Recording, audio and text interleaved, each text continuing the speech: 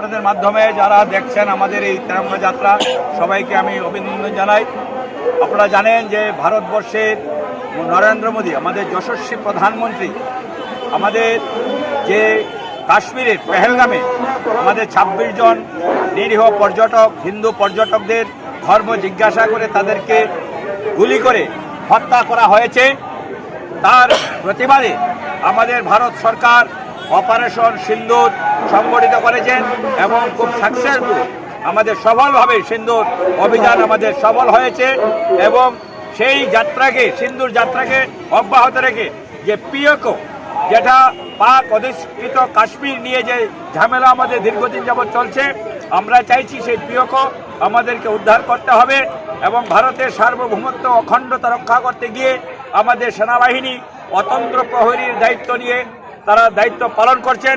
আমরা তাদেরকে শ্রদ্ধা জানাই, অভিনন্দন জানাই। যে সমস্ত বীর সেনানীরা এই আমাদের সিন্দুর যাত্রায়, সিন্দুর অভিযানে শহীদ হয়েছেন, তাদেরকেও আমরা অভিনন্দন জানাই, শ্রদ্ধা জানাই। সিন্দুর যাত্রার মূল উদ্দেশ্য হলো যে 26 জন মায়েদের স্মৃতির সিঁদুর পাকিস্তানি মদতপুষ্ট সন্ত্রাসবাদীরা মুছে দিয়েছিল।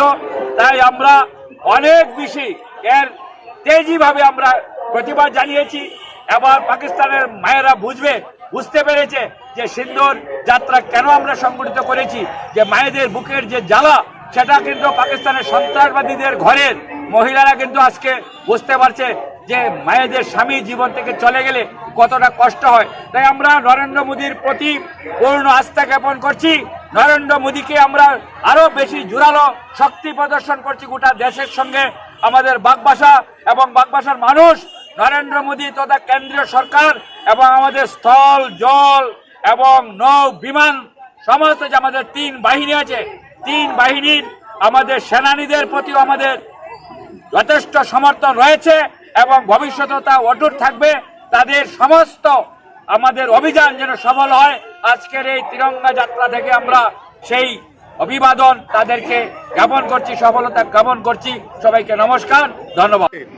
আজকে আমাদের বিধায়ক শ্রদ্ধা যাদবলাল নাথের নেতৃত্বে, আমাদের বিকাশ নাথের নেতৃত্বে এই যে এত সুন্দর সুশৃঙ্খলভাবে দেশাত্মবোধ জাগ্রত করার উদ্দেশ্যে এই তিরঙ্গা যাত্রা সফল হয়েছে কয়েক হাজার জনসংখ্যার উপস্থিতিতে বর্ণাঢ্য এই র্যালির মাধ্যমে।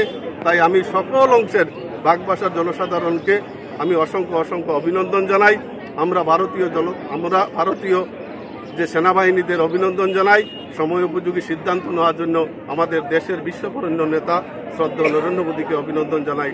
পাশাপাশি যারা প্রিন্ট মিডিয়া, সাংবাদিক বন্ধুরা, আপনাদেরকেও অভিনন্দন জানাই, যাতে আমরা প্রত্যেকটা ভারতবাসীর মধ্যে দেশাত্মবোধ তৈরি করতে পারি, দেশের প্রতি, দেশের জন্য আত্মবলিদান দেওয়ার জন্য প্রস্তুতি নেওয়ার আত্মসংকল্প গ্রহণ করতে পারে। এই বলে আমি সবাইকে আবার নমস্কার জানিয়ে